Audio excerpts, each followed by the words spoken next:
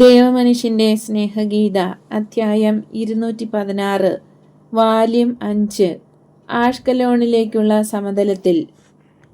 നല്ല വെയിൽ പൊള്ളുന്ന ചൂടിൽ നാട്ടിൻപുറത്തെ വിളഞ്ഞുകിടക്കുന്ന ധാന്യങ്ങൾ ഏതാണ്ട് അപ്പത്തിൻ്റേതുപോലുള്ള വാസന ഉളവാക്കുന്നു. നല്ല വെയിലുള്ളപ്പോൾ വായുവിന് ഒരു പ്രത്യേക ഗന്ധമുണ്ട്. അതും തുണി അലക്കുന്നതിൻ്റെയും കൃഷിയുടെയും ആകെക്കൂടി വേനൽക്കാലത്തിൻ്റെ വാസന. എനിക്ക് തോന്നുന്നത് ഓരോ കാലാവസ്ഥയ്ക്കും ഓരോ മാസത്തിനും ദിവസത്തിൻ്റെ ഓരോ മണിക്കൂറിനും അതാതിൻ്റെ ഗന്ധമുണ്ട്. ഓരോ സ്ഥലത്തിനും അതാതിൻ്റെ ഗന്ധമുണ്ട്.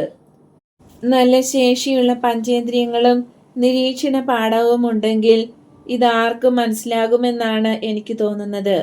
ശൈത്യമേറിയ കാറ്റുള്ള ഒരു മഞ്ഞുകാല ദിവസത്തിനുള്ള ഗന്ധമല്ല മൂടൽമഞ്ഞുള്ള ദിവസത്തിന്. മഞ്ഞ് പെയ്യുന്ന ദിവസത്തിനും വ്യത്യാസമുള്ള ഗന്ധമാണ്. വസന്തം വരുമ്പോൾ എത്ര വ്യത്യാസമുള്ള ഗന്ധം! ആ വാസന മഞ്ഞുകാലത്തിനേക്കാൾ എത്ര വ്യത്യസ്തം! ഒരു ദിവസം രാവിലെ എഴുന്നേൽക്കുമ്പോൾ വസന്തത്തിൻ്റെ സുഗന്ധം, വസന്തത്തിൻ്റെ ആദ്യ നിശ്വാസം, അതങ്ങനെ പോകുന്നു. ഫലവൃക്ഷങ്ങളുടെ, പൂക്കളുടെ, പൂന്തോട്ടങ്ങളുടെ, ധാന്യങ്ങളുടെ, മുന്തിരിപ്പഴങ്ങളുടെ, പിന്നെ ഒരിടവേള പോലെ തകർത്തു പെയ്ത മഴയ്ക്ക് ശേഷമുള്ള ഭൂമിയുടെ വാസന. പിന്നെ മണിക്കൂറുകളുടെ കാര്യം എങ്ങനെ? പ്രഭാതത്തിൻ്റെ വാസന മധ്യാഹ്നത്തിൻ്റേതുപോലെയോ മധ്യാഹ്നത്തിൻ്റേത് സന്ധ്യാസമയത്തിൻ്റെയോ രാത്രിയുടേതോ പോലെയാണെന്ന് പറയുന്നത് മൗഢ്യമായിരിക്കും. പുലർച്ചയിലെ ഗന്ധം പുതുമയാർന്നതും കന്യാഗുണമുള്ളതുമാണ്. മധ്യാഹ്നത്തിലേത് ആഹ്ലാദവും സംതൃപ്തിയും നൽകുന്നു. സന്ധ്യാസമയത്ത് ക്ഷീണത്തിൻ്റെയും പകലുണ്ടായിരുന്ന എല്ലാ ഗന്ധങ്ങളുടെയും ഒരു മിശ്രിതവുമാണുണ്ടാകുക. രാത്രിയുടേത് ശാന്തതയുടെയും സുഖത്തിൻ്റെയുമാണ്. ഈ ലോകം മുഴുവൻ ഒരു വലിയ തൊട്ടിൽ. ഭൂമി എല്ലാ കുഞ്ഞുങ്ങളെയും സ്വീകരിച്ച് സുഖവിശ്രമം നൽകുന്ന പോലെ തോന്നും. ഇനി സ്ഥലങ്ങളുടെ വാസനയോ? കടൽ തീരത്തിൻ്റെ ഗന്ധം രാവിലെയും വൈകിട്ടും മധ്യാഹ്നത്തിലും രാത്രിയിലും വ്യത്യസ്തമാണ്. തിരകൾ ഇളകി അടിക്കുമ്പോഴും കടൽ ശാന്തമായിരിക്കുമ്പോഴും വ്യത്യസ്തം. തീരം മുഴുവൻ കല്ലുകളാണെങ്കിൽ മണലാണെങ്കിൽ വ്യത്യസ്തം. വേലിയിറക്കത്തിലുണ്ടാകുന്ന കടൽ പച്ചകളുടെ ഗന്ധം, അതിൻ്റെ അഗാധ തലങ്ങളിലെ ദുർഗന്ധം നമുക്കും കിട്ടാനായി അതിൻ്റെ കുടലുകൾ തുറക്കുന്നത് പോലെയാണ്. ഉൾനാടുകളിലെ സമതലങ്ങളിൽ നിന്ന് വരുന്ന വാസന എത്ര വ്യത്യസ്തം! കുന്നിൻപുറങ്ങളിലേതും ഉയർന്ന ഗിരിശൃംഗങ്ങളിലെയും ഗന്ധവും വേറെ തന്നെ. അതാണ് സൃഷ്ടാവിൻ്റെ അപരിമേയത. അവിടുന്ന് സൃഷ്ടിച്ച എണ്ണമറ്റ സൃഷ്ടികളിൽ പ്രകാശം, സൗരഭ്യം, നിറം, ശബ്ദം, ആകൃതി, ഉയരം, ഇങ്ങനെ ഓരോ അടയാളങ്ങൾ പതിച്ചിരിക്കുന്നു. പ്രപഞ്ചത്തിൻ്റെ അപാര സൗന്ദര്യമേ, നിന്നെ ഈ ദർശനങ്ങളിലൂടെയും അവയുടെ ഓർമ്മകളിലൂടെയും മാത്രം കാണുന്നു. തൻ്റെ കരവേലകളിൽ ദൈവത്തെ ഞാൻ സ്നേഹിക്കുകയും പ്രാർത്ഥിക്കുകയും ചെയ്യട്ടെ. എന്നും പുതുമയാർന്നതും അവസാനമില്ലാത്തതും മഹിമ നിറഞ്ഞതുമായ ഈ മഹാപ്രപഞ്ചത്തെ കണ്ട് ഞാൻ എത്രയധികം വിസ്മയിക്കുകയും ആനന്ദിക്കുകയും ചെയ്യുന്നുണ്ട്. നിനക്ക് ഒരിക്കലും ക്ഷീണമില്ല. നീ ഒരുത്തരെയും മടുപ്പിക്കുന്നുമില്ല. നേരെ മറിച്ച് നിന്നെ കാണുമ്പോൾ മനുഷ്യൻ ഉന്മേഷവാനാകുന്നു. എൻ്റെ കർത്താവിൻ്റെ സൃഷ്ടിയായ പ്രപഞ്ചമേ, നിന്നെ കാണുമ്പോൾ മനുഷ്യൻ കൂടുതൽ നല്ലവനും പരിശുദ്ധനുമാകുകയാണ്. അവൻ ഉയരുകയാണ്, പലതും വിസ്മരിക്കപ്പെടുകയും ചെയ്യുന്നു. നിന്നെ സദാ ധ്യാനിച്ചുകൊണ്ടിരിക്കുകയും മനുഷ്യൻ്റെ അധമ പ്രകൃതത്തെ വിസ്മരിക്കുകയും അവരുടെ ആത്മാക്കളെ പ്രതി മാത്രം അവരെ സ്നേഹിക്കുകയും ദൈവത്തിലേക്ക് അടുപ്പിക്കുകയും ചെയ്യാൻ എനിക്ക് കഴിഞ്ഞിരുന്നെങ്കിൽ. ധാന്യങ്ങൾ നിറഞ്ഞു കിടക്കുന്ന ഈ സമതലത്തിൽ കൂടെ കടന്നു പോകുന്ന ഈശോയെയും അപ്പോസ്തലന്മാരെയും അനുഗമിക്കുന്നതിനിടയിൽ ഞാൻ ഒരിക്കൽ കൂടെ വ്യതിചലിച്ചു പോയി. എൻ്റെ ദൈവത്തിൻ്റെ മഹനീയ കരവേലകളെക്കുറിച്ച് സംസാരിക്കുന്നതിലുള്ള ആനന്ദം എന്നെ അതിലേക്ക് നയിച്ചു. അതും സ്നേഹമാണ്. കാരണം സ്നേഹിക്കുന്ന ആളിലുള്ള ഗുണങ്ങളെ സ്തുതിച്ച് പറയുന്നതും സ്നേഹിക്കുന്ന ആളെ സ്തുതിക്കുന്നതും സ്നേഹം തന്നെ. ഇത് സൃഷ്ടാവിനെയും സൃഷ്ടിയെയും സംബന്ധിച്ചും ശരിയാണ്. അവനെ സ്നേഹിക്കുന്നവൻ അവനെ സ്തുതിക്കുന്നു, കൂടുതൽ സ്നേഹിക്കുമ്പോൾ കൂടുതൽ സ്തുതിക്കുന്നു. അവനെ പ്രതി തന്നെയും അവൻ്റെയും സൃഷ്ടികളെ പ്രതിയും സ്തുതിക്കുന്നു. എന്നാൽ ഇനി എൻ്റെ ഹൃദയത്തോട് മൗനമായിരിക്കാൻ പറഞ്ഞ ശേഷം ഈശോയെ ഞാൻ അനുഗമിക്കുകയാണ്. ആരാധകയായിട്ടല്ല, റിപ്പോർട്ടറായിട്ട്, വിശ്വസ്തയായ റിപ്പോർട്ടർ. ഈശോ വയലിൽ കൂടെ നടക്കുന്നു. ചൂട് ശക്തിയായിട്ടുള്ള ഒരു ദിവസം. സ്ഥലം വിജനമാണ്. വയലിലെങ്ങും ഒരൊറ്റയാളുപോലുമില്ല.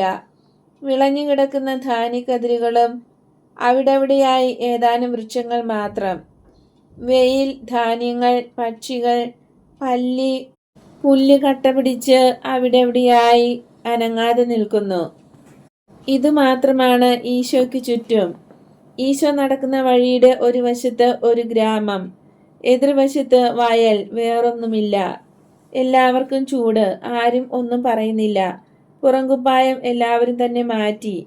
എന്നാൽ അങ്കിയും രോമം കൊണ്ടുള്ളതായതിനാൽ ചൂടിന് വലിയ കുറവൊന്നുമില്ല. ഈശോയും കറിയോത്തുകാരനും ഈശോയുടെ സഹോദരന്മാരും ലിനനോ മറ്റോ ഉപയോഗിച്ചുണ്ടാക്കിയിട്ടുള്ള വസ്ത്രങ്ങളാണ് ധരിച്ചിരിക്കുന്നത്. ഈശോയുടെയും കറിയോത്തുകാരൻ്റെയും വസ്ത്രങ്ങൾ വെള്ള ലിനനാണ്. അൽഫയൂസിന്റെ പുത്രന്മാരുടേതിന് കട്ടി കൂടുതലുണ്ട്, ദന്തനിറമാണ്. അതും അല്പം കടുപ്പമുള്ള നിറം, ഉറപ്പിക്കാത്ത ചണത്തിന്റെ നിറം. മറ്റുള്ളവരെല്ലാം അവരുടെ സാധാരണ വസ്ത്രങ്ങൾ ധരിച്ചിരിക്കുന്നു. ലിനൻ കൊണ്ടുള്ള ശിരോവസ്ത്രം ഉപയോഗിച്ച് എല്ലാവരും വിയർപ്പ് തുടയ്ക്കുന്നു. ഒരു നാൽക്കവലയിൽ അവർ എത്തി. അവിടെ വൃക്ഷങ്ങൾ ധാരാളമുണ്ട്. ആ തണലിൽ എല്ലാവരും നിന്ന് അവർ കൊണ്ടുവന്നിട്ടുള്ള വെള്ളം ആവേശത്തോടെ കുടിക്കുന്നു. തീ പിടിച്ച പോലുള്ള ചൂട്. പത്രോസ് പിറുപിറുക്കുന്നു. ഒരു കൊച്ചരുവിയെങ്കിലും ഇവിടെ ഉണ്ടായിരുന്നെങ്കിൽ. പക്ഷെ യാതൊരു വസ്തുവുമില്ല. അധികം താമസിക്കേണ്ട, ഒറ്റ ഒരുത്തനും ബാക്കിയുണ്ടാകുകയില്ല. ബർത്തലോമിയോയുടെ വിലാപം. പർവ്വതത്തിൽ നടക്കുന്നതാണ് ഇതിലും ഭേദം. സെബദിയുടെ പുത്രൻ ജെയിംസ് ചൂടുകൊണ്ട് ആകെ ചുവന്ന് പറയുന്നു. ഒരു വള്ളം തന്നെയാ നല്ലത്. തണുപ്പ്, ആശ്വാസം, ശുചിത്വം എല്ലാം ഉണ്ട്. ഹാ, പത്രോസിന്റെ ചിന്ത തടാകത്തിലേക്ക്, വള്ളത്തിലേക്ക് പോകുന്നു. നീ പറഞ്ഞത് ശരിയാണ്. എന്നാൽ പർവ്വത പ്രദേശങ്ങളിലും സമതലങ്ങളിലും പാപികളുണ്ട്.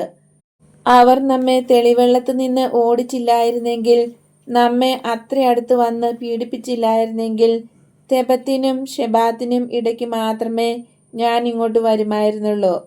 എന്നാൽ നമ്മൾ അധികം വൈകാതെ കടൽ തീരത്തെത്തും. വിശാലമായ സമുദ്രത്തിൽ നിന്ന് വരുന്ന കാറ്റുകൊണ്ട് അവിടുത്തെ വായുവിന് ഇതിലും തണുപ്പുണ്ടാകും. അവരെ സമാധാനപ്പെടുത്തിക്കൊണ്ട് ഈശോ പറയുന്നു, ഓ, നമുക്കത് ആവശ്യമാണ്. ഇവിടെ നമ്മൾ മൊരശു മീൻ പോലെ പിടഞ്ഞു മരിച്ചു പോകും. എന്നാൽ ഒട്ടും വെള്ളമില്ലാതെ ഈ ധാന്യങ്ങൾ ഇത്ര നന്നായിരിക്കുന്നത് എങ്ങനെയാ? പത്രോസ് ചോദിക്കുന്നു. ഭൂമിക്കടിയിൽ ഈർപ്പമുണ്ട്, അത് മണ്ണിന് നനവ് നൽകുന്നുണ്ട്, ഈശോ വ്യക്തമാക്കി. അതടിയിലായിരിക്കുന്നതിന് പകരം മുകളിലായിരുന്നെങ്കിൽ. അതടിയിലാണെങ്കിൽ എനിക്ക് എന്തു ചെയ്യാൻ പറ്റും? എനിക്ക് വേരില്ലല്ലോ. എടുത്ത വായിക്ക് പത്രോസ് പറയുകയും എല്ലാവരും ചിരിക്കുകയും ചെയ്യുന്നു. യൂദാ തദേവൂസ് ഗൗരവത്തിൽ പറയുന്നു, ചില ആത്മാക്കളെ പോലെ തന്നെ മണ്ണിനും സ്വാർത്ഥതയുണ്ട്, വരൾച്ചയും. ആ ഗ്രാമത്തിൽ താമസിച്ച് സാബത്ത് അവിടെ ആചരിക്കാൻ അനുവദിച്ചിരുന്നെങ്കിൽ നമുക്ക് തണലും വെള്ളവും വിശ്രമവും ലഭിക്കുമായിരുന്നു. പക്ഷേ അവർ നമ്മളെ ഓടിച്ചു വിട്ടു. നമുക്ക് ഭക്ഷണവും ഉണ്ടാകുമായിരുന്നു. ഇപ്പോൾ ഭക്ഷണം പോലും ഇല്ല. എനിക്കാണെങ്കിൽ വിശക്കുന്നു. എന്തെങ്കിലും പഴങ്ങളുണ്ടായിരുന്നെങ്കിൽ. ഫലവൃക്ഷങ്ങളെല്ലാം വീടുകളോടടുത്താണുള്ളത്. ആര് പോയി പറിക്കും? ഇവിടുത്തെ ആളുകളും മറ്റു കാലത്തേതുപോലെയാണെങ്കിൽ. അവർ വിട്ടുപോന്ന ഗ്രാമം ചൂണ്ടിക്കാണിച്ചുകൊണ്ട് തോമസ് പറയുന്നു, എൻ്റെ പങ്ക് നീ എടുത്തുകൊള്ളൂ, എനിക്ക് അത്ര വലിയ വിശപ്പൊന്നുമില്ല. തീഷ്ണൻ പറയുന്നു, എൻ്റേതും നിനക്കെടുക്കാം. ഈശോ പറയുന്നു, കൂടുതൽ വിശപ്പുള്ളവർ ഭക്ഷണം കഴിക്കണം. എന്നാൽ ഈശോയുടെയും തീഷ്ണന്റെയും നഥാനിയേലിൻ്റെയും പങ്ക് ഒരുമിച്ച് വച്ചിട്ടും അത് തീരെ കുറവാണ്. തോമസും പ്രായം കുറഞ്ഞ മറ്റുള്ളവരും നോക്കുന്ന നോട്ടത്തിൽ നിന്ന് അത് മനസ്സിലാകുന്നുണ്ട്. എങ്കിലും ഒന്നും പറയാതെ അവർക്ക് കിട്ടിയ ഓഹരി അല്പാൽപമായി ഉള്ളിലാക്കുന്നു. ക്ഷമാശീലനായ തീഷ്ണൻ അല്പം പച്ച കാണുന്ന ഒരു സ്ഥലത്തേക്ക് പോവുകയാണ്. അവിടെ നനവ് കാണുമല്ലോ. അവിടെ ഒരു കുഴിയുടെ അടിഭാഗത്ത് അല്പം വെള്ളം ഇറ്റിറ്റു വരുന്നുണ്ട്. താമസിയാതെ അത് നിൽക്കുന്ന ലക്ഷണമാണ്. കൂട്ടുകാരെ കൂകി വിളിച്ച് അവിടേക്ക് എല്ലാവരും ചെന്നു. അവിടുന്ന് പച്ച കാണുന്ന ചെടികളെ നോക്കി മുന്നോട്ട് പോയി. പകുതി ഉണങ്ങിയ ഒരരുവി കണ്ടു. അതിലെ അല്പം വെള്ളത്തിൽ അവർ കാല് നനച്ചു, മുഖം കഴുകി. എന്നാൽ ആദ്യമേ ചെയ്തത് കുടിവെള്ളം പാത്രങ്ങളിൽ നിറയ്ക്കുകയായിരുന്നു. വെള്ളം നിറച്ച പാത്രങ്ങൾ തന്നെ തണുക്കാനായി വെള്ളത്തിൽ തന്നെ തണലുള്ള ഭാഗം നോക്കിയിട്ടു. പിന്നീട് ഒരു വൃക്ഷച്ചുവട്ടിൽ പോയിരുന്നു. ക്ഷീണിതരായതിനാൽ ഉടനെ തന്നെ ഉറക്കം പിടിച്ചു. ഈശോ സ്നേഹത്തോടും സഹതാപത്തോടും കൂടെ അവരെ നോക്കുകയും തല കുലുക്കുകയും ചെയ്യുന്നുണ്ട്. തീഷ്ണൻ വീണ്ടും വെള്ളം കുടിക്കാൻ പോയ വഴിക്ക് ഇത് കാണുന്നു. അതിനാൽ ഈശോയോട് ചോദിക്കുന്നു, ഗുരുവേ, എന്തുണ്ടായി? ഈശോ എഴുന്നേൽക്കുകയും ഒരു കൈ കൊണ്ട് തീഷ്ണനെ കെട്ടിപ്പിടിച്ച് വേറൊരു വൃക്ഷച്ചുവട്ടിലേക്ക് കൊണ്ടുപോവുകയും ചെയ്യുന്നു. എന്താണുണ്ടായതെന്നോ? നിങ്ങളുടെ ക്ഷീണം കണ്ടിട്ട് എനിക്ക് സങ്കടം വരുന്നു. ഞാൻ ചെയ്യുന്നത് എന്താണെന്ന് നിശ്ചയമില്ലാത്തയാളായിരുന്നു ഞാനെങ്കിൽ നിങ്ങൾക്ക് ഇത്ര ബുദ്ധിമുട്ടുണ്ടാക്കുന്നതിനെക്കുറിച്ച് എൻ്റെ മനസ്സിൽ ഒരു സമാധാനവും ഉണ്ടാകുകയില്ലായിരുന്നു. ബുദ്ധിമുട്ടോ? ഇല്ല ഗുരുവേ, ഞങ്ങൾക്ക് ഇതെല്ലാം സന്തോഷം മാത്രം. നിന്നെ അനുഗമിക്കുമ്പോൾ എല്ലാം അപ്രത്യക്ഷമാകുന്നു. ഞങ്ങൾക്കെല്ലാവർക്കും സന്തോഷമാണ്. ആർക്കും ഒരു മനപ്രയാസവുമില്ല. ആർക്കും ഒരു മിണ്ടാതിരിക്കൂ സൈമൺ. നല്ല ആളുകളിൽ തന്നെ മനുഷ്യപ്രകൃതം എതിർപ്പ് കാണിക്കും. മാനുഷികമായി നോക്കിയാൽ പ്രതിഷേധം കാണിക്കുന്നത് തെറ്റല്ല താനും. നിങ്ങളെ ഞാൻ നിങ്ങളുടെ വീട്ടിൽ നിന്നും കുടുംബാംഗങ്ങളിൽ നിന്നും ജോലികളിൽ നിന്നും വിടുവിച്ചു കൊണ്ടുവന്നു. എന്നെ അനുഗമിക്കുന്നത് വളരെ നല്ലതായിരിക്കുമെന്നോർത്ത് നിങ്ങൾ വന്നു. എന്നാൽ ഇപ്പോഴത്തെ നിങ്ങളുടെ എതിർപ്പ്, ആന്തരികമായ പ്രതിഷേധം ഒരു ദിവസം ശാന്തമാകും. അന്ന് നിങ്ങൾക്ക് മനസ്സിലാകും. മഞ്ഞിലും ചെളിയിലും പൊടിയിലും കൂടെ നായ്ക്കളെന്ന പോലെ നടന്ന ദിവസങ്ങൾ, പീഡിപ്പിക്കപ്പെട്ട് വിശന്ന് ദാഹിച്ച് ഉപദ്രവിക്കപ്പെട്ടവനായ അതിലെല്ലാം ഹീനമായ സഹിക്കുന്ന ഗുരുവിനെ അനുഗമിച്ചത് നന്നായി എന്ന്. എല്ലാം വളരെ സുന്ദരമായി അന്ന് തോന്നും. കാരണം നിങ്ങളുടെ മനസ്സിന് ആകെ മാറ്റം വന്നു കഴിഞ്ഞിരിക്കും. ഒരു പുതിയ വെളിച്ചത്തിൽ എല്ലാം നിങ്ങൾ കാണും. എൻ്റെ ബുദ്ധിമുട്ടുള്ള വഴിയിലൂടെ നിങ്ങളെ നയിച്ചതിന് നിങ്ങൾ എന്നെ അനുഗ്രഹിക്കുകയും ചെയ്യും. ഗുരുവേ, നിനക്ക് ദുഃഖമാണ്. ആ ദുഃഖത്തിന് ലോകം കാരണമാകുന്നു. എന്നാൽ ഞങ്ങൾക്ക് അതിലൊരു പങ്കുമില്ല. ഞങ്ങൾക്കെല്ലാവർക്കും സന്തോഷമാണ്. എല്ലാവർക്കുമോ? നിനക്ക് തീർച്ചയുണ്ടോ? അങ്ങേക്ക് വേറെ അഭിപ്രായമാണോ ഉള്ളത്? അതെ, വേറെ അഭിപ്രായം. നിനക്ക് എപ്പോഴും സന്തോഷമാണ്. നീ മനസ്സിലാക്കി. മറ്റു പലരും മനസ്സിലാക്കിയിട്ടില്ല. ഉറങ്ങുന്ന ഇവരെ കണ്ടോ? ഉറങ്ങുന്ന അവസരത്തിലും ഏതെല്ലാം തരത്തിലുള്ള ചിന്തകളാണ് അവരുടെ മനസ്സിൽ ഇളകി മറിയുന്നതെന്ന് നിനക്കറിയാമോ? പിന്നെ ശിഷ്യരുടെ ഇടയിൽ എത്ര പേർ? എല്ലാം പൂർത്തിയാകുന്നതുവരെ അവരെല്ലാം വിശ്വസ്തരായിരിക്കുമെന്ന് നീ വിചാരിക്കുന്നുണ്ടോ? നോക്കൂ, കുട്ടിക്കാലത്തെ ആ പഴയ കളി നമുക്കൊന്ന് കളിക്കാം. മൂത്ത് ഉണങ്ങി പൊട്ടാറായ ഒരു അപ്പൂപ്പൻ താടിയെടുത്ത് മെല്ലെ ഊതുന്നു. അതുടനെ പലതായി വേർപെട്ട് പറന്നു തുടങ്ങി. ചിലത് ഈശോയുടെ മടിയിൽ വന്നു വീണു. നോക്കൂ, എത്ര എണ്ണം എന്നോടുള്ള സ്നേഹം നിമിത്തമെന്ന് തോന്നത്തക്ക വിധത്തിൽ എൻ്റെ മടിയിൽ വന്നു വീണിരിക്കുന്നു. അത് എണ്ണുക. അവ 23 ഉണ്ട്. എല്ലാം കൂടെ ഇതിൻ്റെ 3 ഇരട്ടി ഉണ്ടായിരുന്നിരിക്കണം. മറ്റുള്ളവയ്ക്ക് എന്ത് സംഭവിച്ചു? നോക്കിക്കേ, ചിലതെല്ലാം ഇപ്പോഴും അലഞ്ഞു തിരിയുന്നു. ചിലത് ഭാരനിമിത്തം നിലത്ത് വീണു. ചിലത് അവയുടെ വെളിപ്രഭയുള്ള പൂട നിമിത്തം അഹങ്കരിച്ച് മുകളിലേക്ക് ഉയരുന്നു. ചിലത് നമ്മൾ വെള്ളം പിടിക്കാൻ ഇറങ്ങിയ സ്ഥലത്തെ ചെളിയിൽ ചെന്ന് വീണു. ഇപ്പോൾ നോക്കിക്കേ, എൻ്റെ മടിയിൽ വീണത് ചിലതെല്ലാം 7 എണ്ണം പോയി കഴിഞ്ഞു. അതിലെ പറന്നു വന്ന കടന്നലാണ് അവയെ പറത്തിയത്. അവയ്ക്ക് എന്തായിരുന്നു ഭയം? അല്ലെങ്കിൽ എന്താണ് അവരെ ആകർഷിച്ചത്? അത് കുത്തുമെന്ന് പേടിച്ചോ? അതോ അതിൻ്റെ കറുപ്പും സ്വർണവുമായിട്ടുള്ള നിറം അവയെ ആകർഷിച്ചോ?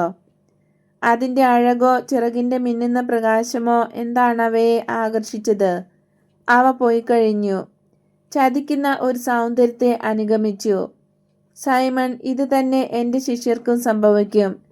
ചിലർ തങ്ങളുടെ കൂടെ തന്നെ സ്വസ്ഥതയില്ലായ്മ നിമിത്തം പോകും, ചിലർ അവരുടെ സ്ഥിരതയില്ലായ്മ നിമിത്തം, വേറെ ചിലർ അഹങ്കാരം മൂലം, ബുദ്ധിയില്ലായ്മയാൽ, ചാബല്യം കൊണ്ട്, അഴുക്കിനോടുള്ള ആസക്തി നിമിത്തം, ഭയം കൊണ്ട്, ഭോഷത്വം കൊണ്ട് എന്നെ വിട്ടുപോകും.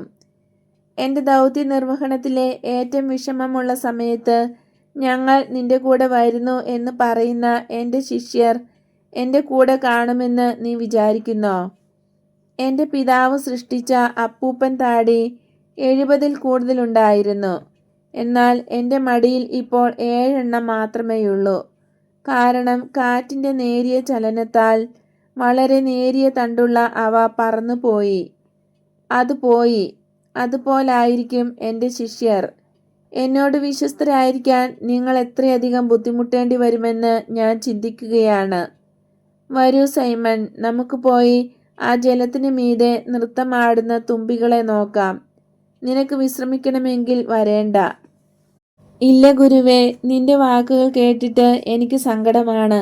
എന്നാൽ ഞാൻ പ്രതീക്ഷിക്കുന്നത് സുഖപ്രാപ്തി ലഭിച്ച ആ കുഷ്ഠരോഗി, നീ പുനരധിവാസം നൽകിയ പീഡിതൻ, കൂട്ടുകാരെ നൽകി നീ സന്തോഷിപ്പിച്ച ആ ഏകാന്തവാസി, സ്നേഹിക്കപ്പെടുവാനും സ്നേഹിക്കാനുമായി സ്വർഗവും ഭൂമിയും നീ തുറന്നുകൊടുത്ത സ്നേഹദാഹി, ആ മനുഷ്യൻ നിന്നെ ഉപേക്ഷിച്ച് പോകയില്ലെന്നാണ്.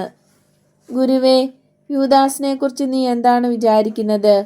കഴിഞ്ഞ വർഷം അവൻ നിമിത്തം നീ എന്നോട് കൂടെ കരഞ്ഞു. പിന്നീട് എനിക്ക് അറിഞ്ഞുകൂടാ. ആ 2 തുമ്പികൾ പോകട്ടെ. എന്നെ നോക്കൂ. ഞാൻ പറയുന്നത് ഒന്ന് ശ്രദ്ധിക്കൂ. ഇക്കാര്യം ഞാൻ ആരോടും പറയുകയില്ല, എൻ്റെ കൂട്ടുകാരോട് പറയുകയില്ല. എന്നാൽ നിന്നോട് ഞാൻ പറയുന്നു, യൂദാസിനെ സ്നേഹിക്കുന്നതിൽ ഞാൻ വിജയിക്കുന്നില്ല. ഞാൻ അത് സമ്മതിക്കുന്നു. അവനെ സ്നേഹിക്കാനുള്ള എൻ്റെ ആഗ്രഹത്തെ അവൻ നിരസിക്കുകയാണ് ചെയ്യുന്നത്. എന്നോടവൻ പുച്ഛമൊന്നും കാണിക്കുന്നില്ല. നേരെ മറിച്ച് എന്നിലുള്ള പഴയ തീഷ്ണനെ അവൻ പ്രീണിപ്പിക്കാൻ ശ്രമിക്കുന്നു. കാരണം ആളുകളെ മനസ്സിലാക്കാൻ മറ്റുള്ളവരെക്കാൾ കഴിവ് അവൻ എന്നിൽ കാണുന്നു. അവൻ്റെ പെരുമാറ്റ രീതിയാണ് ബുദ്ധിമുട്ടുളവാക്കുന്നത്. അവന് ആത്മാർത്ഥതയുണ്ടെന്ന് നീ വിചാരിക്കുന്നോ? എന്നോടൊന്ന് പറയൂ. ഏതാനും നിമിഷത്തേക്ക് ഈശോ ഒന്നും പറയുന്നില്ല. ആ 2 തുമ്പികളെ നോക്കുകയാണ്. അവയുടെ പ്രഭയേറിയ ചിറകുകൾ കൊണ്ട് വെള്ളത്തിന്മീതെ ഒരു ചെറിയ മഴവില്ല് സൃഷ്ടിച്ചിരിക്കുകയാണ്. അപ്പോഴതാ ജിജ്ഞാസുവായ ഒരു ഈച്ച വന്ന് നോക്കുന്നു. വേറൊരു വലിയ പ്രാണി വന്ന് ഈച്ചയെ അകത്താക്കി. ഒട്ടും താമസിയാതെ തുമ്പികളും പ്രാണിയും പതിയിരുന്ന ഒരു തവളയുടെ വായിലുമായി. ഈ പ്രാണികളുടെ അന്ത്യം നിരീക്ഷിച്ചുകൊണ്ടിരുന്ന ഈശോ എഴുന്നേൽക്കുന്നു. എല്ലാം ഇതുപോലെ തന്നെ. തുമ്പിക്ക് സസ്യങ്ങൾ കരണ്ട് തിന്നാൻ പറ്റിയ വായും ഈച്ചകളെ പിടിക്കാൻ പറ്റിയ ചിറകുകളുമുണ്ട്. തുമ്പികളെ വിഴുങ്ങാൻ പറ്റിയ വലിപ്പമുള്ള വാ തവളകൾക്കുണ്ട്. ഓരോന്നിനും അതാതിൻ്റെ കഴിവുകൾ. അവ അതുപയോഗിക്കുകയും ചെയ്യുന്നു. നമുക്ക് പോകാം സൈമൺ. അവരെല്ലാം ഉണർന്നു വരുന്നു. എന്നാൽ നീ എനിക്ക് മറുപടി തന്നില്ല. നിനക്ക് മറുപടി പറയാൻ ഇഷ്ടമില്ല അല്ലേ? ഞാൻ മറുപടി പറഞ്ഞു കഴിഞ്ഞു. എൻ്റെ ജ്ഞാനിയായ വൃത്ത, ധ്യാനിച്ചു നോക്കൂ. അപ്പോൾ നീ കണ്ടുപിടിക്കും. അനന്തരം അവർ കുഴിയിൽ നിന്നും കയറി ശിഷ്യരുടെ പക്കലേക്ക് പോകുന്നു. ശിഷ്യർ ഉണർന്ന് ഈശോയെ അന്വേഷിക്കുകയാണ്.